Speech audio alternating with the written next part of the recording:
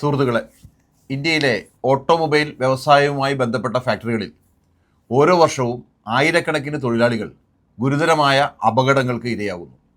യന്ത്രങ്ങളുടെ തകരാറുകളും സുരക്ഷാ സംവിധാനങ്ങളുടെ അഭാവവും വേണ്ടത്ര പരിശീലനം ലഭിക്കാതിരിക്കുകയും ചെയ്യുന്നതിനാൽ നിരവധി തൊഴിലാളികൾക്ക് വിരലുകളും കൈകളും നഷ്ടമാകുന്നു. ചിലരുടെ ജീവിതോപാധി തന്നെ തകരുന്നു. ഈ ഗുരുതരമായ അവസ്ഥയെക്കുറിച്ച് സേവ് ഇൻ ഇന്ത്യ ഫൗണ്ടേഷൻ പുറത്തിറക്കിയ 8ാമത് വാർഷിക റിപ്പോർട്ടായ ക്രഷ്ഡ് 2026 വെളിപ്പെടുത്തുന്ന കാര്യങ്ങൾ വളരെ ആശങ്കാജനകമാണ്.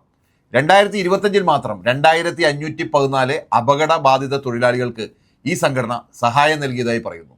2016 മുതൽ ഇതുവരെ 11,000-ലധികം തൊഴിലാളികൾക്ക് സഹായം ലഭിച്ചു.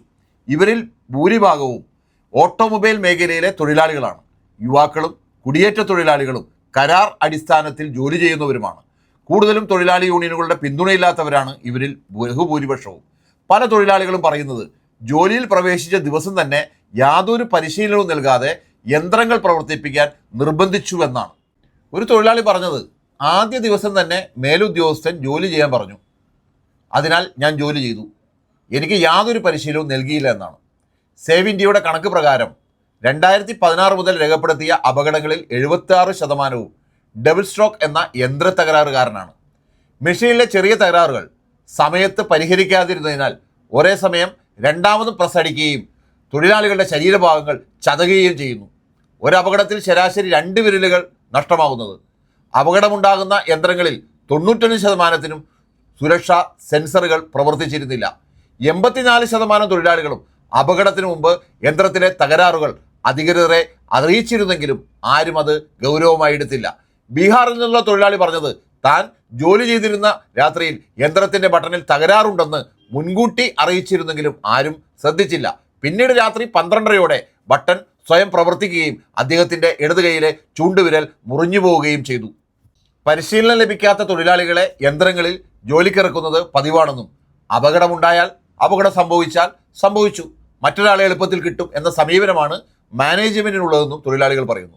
ഉൽപാദനം കുറയുമെന്ന ഭയത്താൽ പല ഫാക്ടറികളും സുരക്ഷാ സെൻസറുകൾ പോലും സ്ഥാപിക്കാറില്ലെന്നും തൊഴിലാളികൾ ആരോപിക്കുകയാണ്. ESIC പദ്ധതിയുടെ ഭാഗമായുള്ള ഈ പെഹ്ചാൻ കാർഡ് തൊഴിലാളികൾക്ക് ജോലിയുടെ ആദ്യ ദിവസം തന്നെ നൽകേണ്ടതാണ്. എന്നാൽ പലർക്കും അപകടം സംഭവിച്ചതിന് ശേഷമാണ് കാർഡ് ലഭിക്കുന്നത്. അപകടത്തിന് മുമ്പ് കാർഡ് ലഭിച്ചവർക്ക് നഷ്ടം കുറവായിരുന്നപ്പോൾ കാർഡ് ലഭിക്കാത്തവർക്ക് ഗുരുതരമായ പരിക്കുകളാണ് ഉണ്ടായതെന്ന് റിപ്പോർട്ട് പറയുന്നു. 2025 സർവേയിൽ പങ്കെടുത്ത തൊഴിലാളികളിൽ വെറും 5% പേർക്ക് മാത്രമാണ് നിയമപ്രകാരം ലഭിക്കേണ്ട നിയമന ഉത്തരവ് ലഭിച്ചത്. 43% പേർക്ക് ശമ്പള സ്ലിപ്പും ലഭിച്ചിരുന്നില്ല. ലഭിച്ചവയിൽ 92%-നും ഓവർ ടൈം അടക്കമുള്ള വിവരങ്ങൾ തെറ്റായി രേഖപ്പെടുത്തിയിരുന്നു.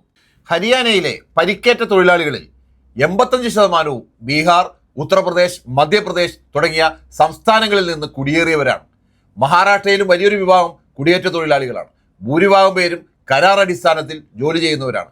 67% തൊഴിലാളികളും 10ാം ക്ലാസ് വരെയോ അതിൽ താഴെയോ മാത്രമാണ് പഠിച്ചിട്ടുള്ളത്.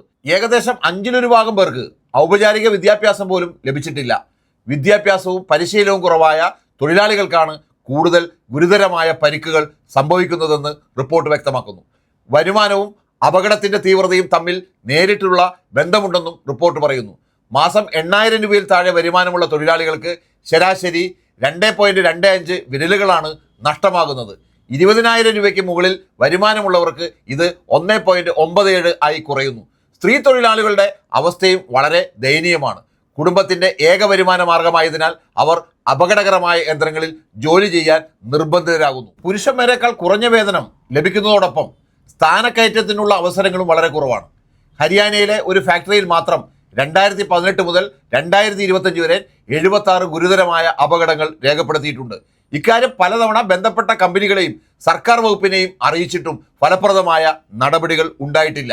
പരിക്കേറ്റ തൊഴിലാളികളിൽ 98%-വും Maruti Suzuki, Mahindra, Honda, Tata motors, Hero, Bajaj എന്നീ 6 പ്രമുഖ കമ്പനികളുടെ വിതരണ ശൃംഖലയുമായി ബന്ധപ്പെട്ട ഫാക്ടറികളിൽ നിന്നുള്ളവരാണ്. നിയമപ്രകാരം ആഴ്ചയിൽ 48 മണിക്കൂർ കൂടുതൽ ജോലി ചെയ്യാൻ പാടില്ല. എന്നാൽ 72% തൊഴിലാളികളും 60 മണിക്കൂറിൽ കൂടുതൽ ജോലി ചെയ്തിരുന്നതായി റിപ്പോർട്ട് പറയുന്നു. അതിന് നിയമപ്രകാരമുള്ള ഇരട്ടി ഓവർ ടൈം വേതനവും ലഭിച്ചിരുന്നില്ല. ഫാക്ടറികളിലെ ഓഡിറ്റുകൾ നടക്കുന്ന സമയത്ത് തൊഴിലാളികളെ അകറ്റി നിർത്തുകയാണ് പതിവ്. 82% കേസുകളിലും ഓഡിറ്റർമാർ ഒരു തൊഴിലാളികളുമായി പോലും സംസാരിച്ചിരുന്നില്ല. ഏറ്റവും ഞെട്ടിക്കുന്ന കാര്യം ഔദ്യോഗിക കണക്കുകളാണ്. ഇപ്പോൾ 2023 ഹരിയാന സംസ്ഥാനമൊട്ടാകെ വെറും 40 അപകടങ്ങളാണ് സർക്കാർ രേഖപ്പെടുത്തിയിരുന്നത്. എന്നാൽ അതേ വർഷം സേവ് ഇൻ ഇന്ത്യ സംഘടന 3 നഗരങ്ങളിൽ മാത്രം 1500-ലധികം അപകടബാധിതരെ സഹായിച്ചു. യഥാർത്ഥ അപകടങ്ങളുടെ എണ്ണം ഔദ്യോഗിക കണക്കിനേക്കാൾ 20 മടങ്ങ് കൂടുതലായിരിക്കുമെന്നാണ് റിപ്പോർട്ട് വിലയിരുത്തുന്നത്. ഈ സാഹചര്യം മാറ്റാൻ വാഹന നിർമ്മാതാക്കൾ അവരുടെ വിതരണ ശൃംഖലയിലുള്ള എല്ലാ ഫാക്ടറികളുടെയും സുരക്ഷയുടെ ഉത്തരവാദിത്തം ഏറ്റെടുക്കണമെന്നും തൊഴിലാളികൾക്കായി പരാതി പരിഹാര സംവിധാനങ്ങൾ രൂപീകരിക്കണമെന്നും റിപ്പോർട്ട് ആവശ്യപ്പെടുന്നു. Society of India automobile manufacturers, automobile component manufacturers അസോസിയേഷനും ചേർന്ന് സുരക്ഷാ ടാസ്ക് ഫോഴ്സ് രൂപീകരിക്കണമെന്നും യന്ത്രങ്ങൾ പ്രവർത്തിപ്പിക്കുന്ന തൊഴിലാളികൾക്ക് നിർബന്ധിത പരിശീലന സർട്ടിഫിക്കേഷൻ നടപ്പാക്കണമെന്നും റിപ്പോർട്ട് നിർദ്ദേശിക്കുന്നു. അവസാനമായി ഈ റിപ്പോർട്ട് പറയുന്നത് വളരെ വ്യക്തമാണ്. തൊഴിലാളികളുടെ വിരലുകളും കൈകളും നഷ്ടമാകുന്നത് ഒരു വിധിയോ അനിവാര്യമായ വ്യാവസായിക അപകടമോ അല്ല. വേണ്ടത്ര സുരക്ഷാ സംവിധാനങ്ങളും പരിശീലനവും കർശനമായ പരിശോധനകളും ഉണ്ടായിരുന്നുവെങ്കിൽ ഇവയിൽ ഭൂരിഭാഗവും ഒഴിവാക്കാമായിരുന്നു. സുരക്ഷിതമായ ഫാക്ടറികൾ തൊഴിലാളികൾക്ക് മാത്രമല്ല, ഉൽപ്പാദനത്തിനും ഗുണനിലവാരത്തിനും വ്യവസായത്തിൻ്റെ ദീർഘകാല വളർച്ചയ്ക്കും അനിവാര്യമാണ്.